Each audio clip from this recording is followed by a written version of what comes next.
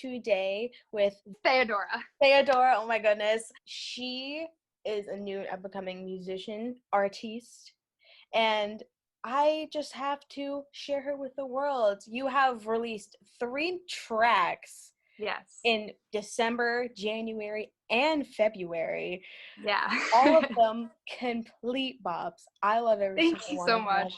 So I want to sit with you today and ask you a few questions, how you got into writing music, where your passions stemmed from, all of that good stuff. Cool. Okay, so I want to first off ask, Yeah. how old were you when you were like, I want to write music or I want to create X, Y, and Z? How old were you?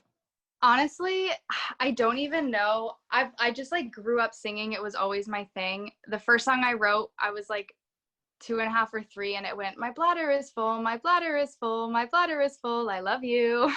I love and, that.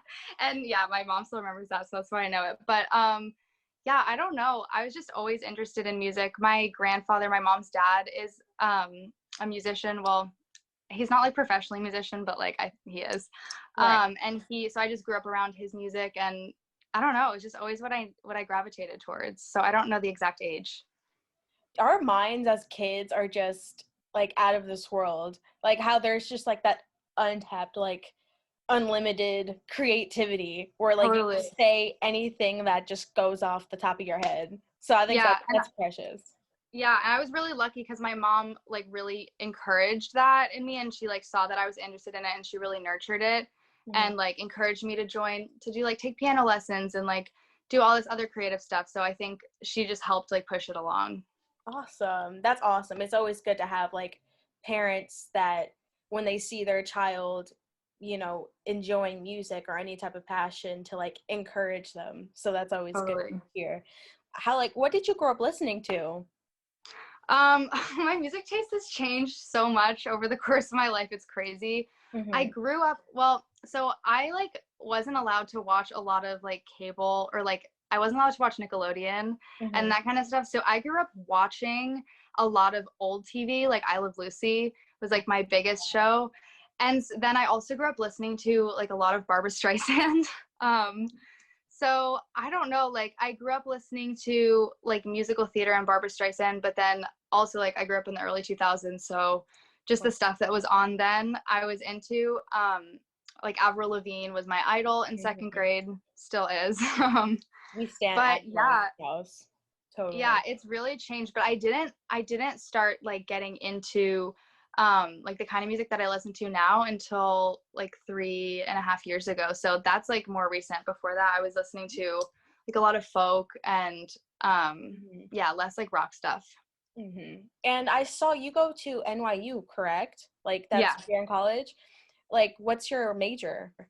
I'm going to school for acting. I Okay. started out as a voice major, and then I transferred to acting, but I don't want to be an actor. Really, the city that attracted me to it. I always wanted to go to NYU, but I think I really just wanted to be in the city.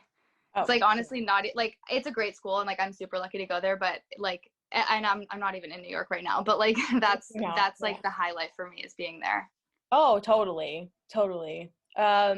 Where do you seek your inspiration in your creative process? When you're writing your music, is it through literature? Is it through music throughout the past decades, your daily life? Where does it all stem from? That's a really good question. I think I mean, I listen to music all the time, so I think that's just inspiring me. The artists I love Jewel and her whole philosophy around inspiration, and she's amazing. But I also think I have a hard time with figuring out what my actual process is, because I feel I have no control over when I get inspired. Mm-hmm. And usually I get inspired when I'm really sad. So it's kind of just what's happening in my life, and I feel like songwriting is how I process what I'm feeling before Yeah. I even know that I'm feeling that way.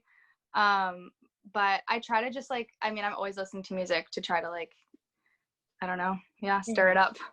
Yeah, music is super cathartic. So I mean, Really. whenever you're feeling a certain way, that's with anybody who's like an artist, that's like just a writer in general, a musician, like it's a beautiful release. Yeah, it And then really is. like I always like to say like it's like a blank canvas. You're given like a blank canvas and you're allowed to just do or put or say whatever you want. And it just Yeah. makes this either beautifully messy piece or whatever you want to call it. Like there's no limits when it comes to Yeah. art and stuff. So that's Yeah. awesome. Out of all of your songs, okay, I love everything that you have put out. I don't mean to Thank sound you like so much. That but like means so much to me, seriously. I like Close for Comfort. Close for Comfort was the first song, the first track I ever Mhm. heard. Like within those three songs, like what do they mean to you? What do like Close for Comfort, Ghost, and The High? Like what do those three songs mean to you?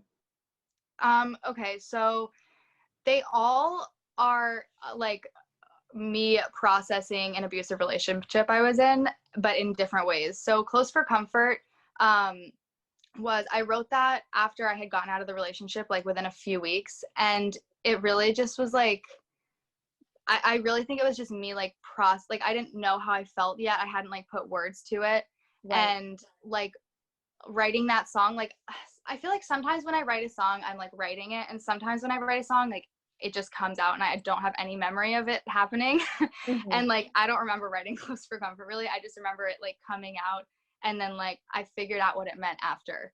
Mm-hmm. But it's really just, I think that song is about like the feeling like, I don't know, in any like toxic relationship, like I feel like you kind of get like addicted to the way it's toxic and like the codependency of it, and it just becomes like it was my first relationship and I didn't know like anything different, and so I started to like crave it. And I think Close for Comfort was me like figuring out all the ways in which it was unhealthy and like Mm-hmm. I don't know. Yeah, it was just a processing song. And then Ghost, I wrote that while I was still with my ex and he was playing guitar and I wrote that while he was playing. And it's the only song I've written that's kind of like a fictional narrative.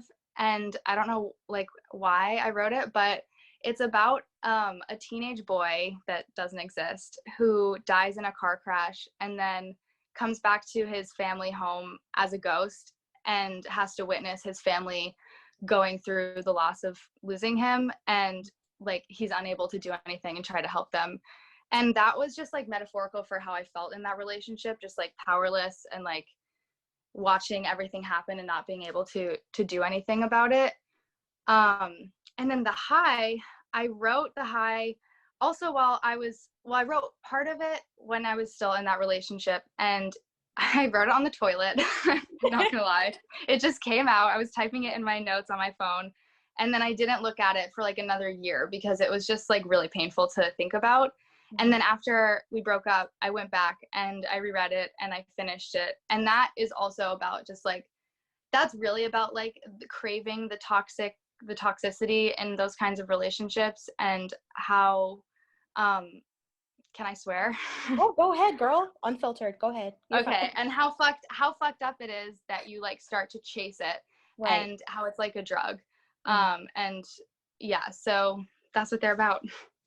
Toxic relationships, whether that's family relation, like relationship or just like a friendship, like you were like right on it when you said like you basically start to like crave the toxicity and stuff. Yeah. And oh man, like the way you write and the way like I haven't seen like any of your music videos yet. If you like haven't, I haven't seen any, but like on Spotify, like seeing like the picture that shows like when you're Mm-hmm. listening to the song, like you're very cinematic and you tell such a you tell like such good stories and Thank you so much.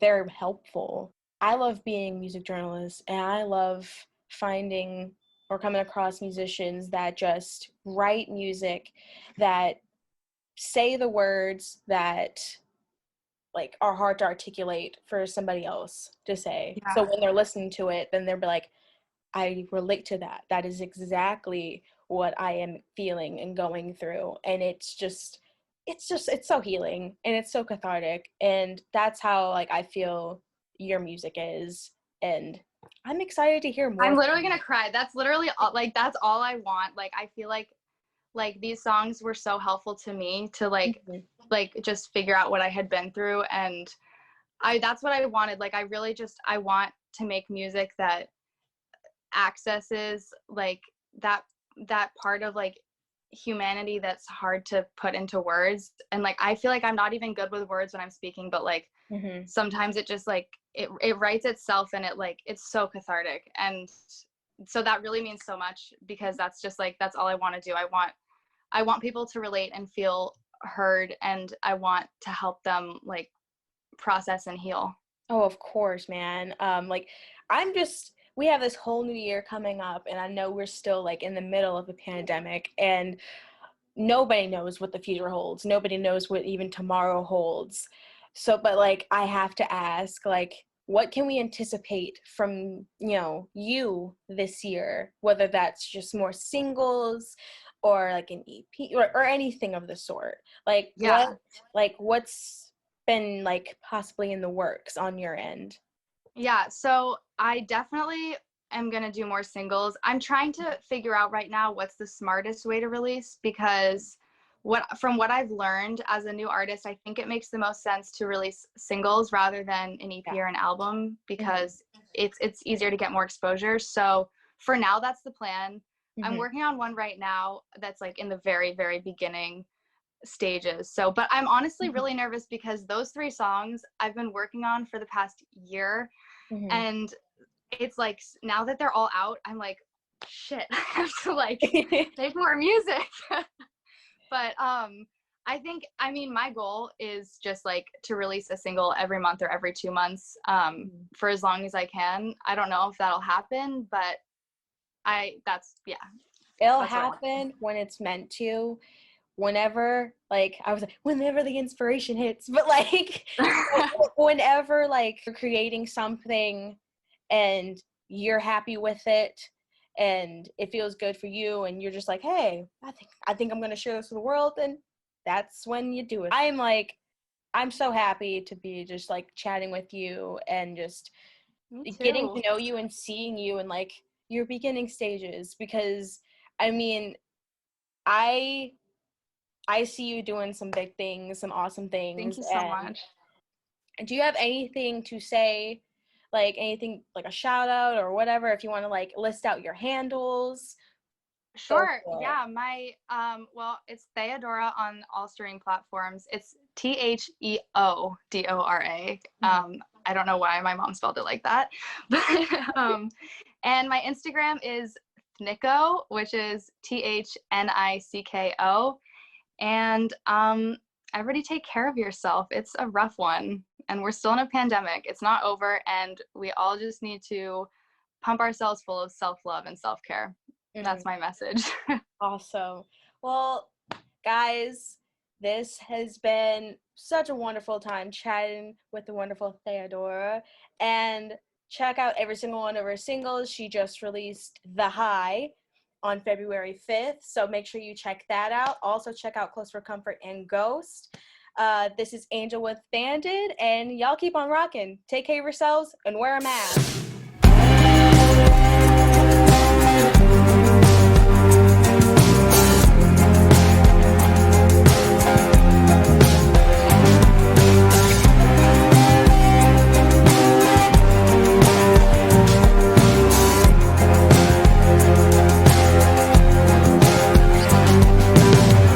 You sit by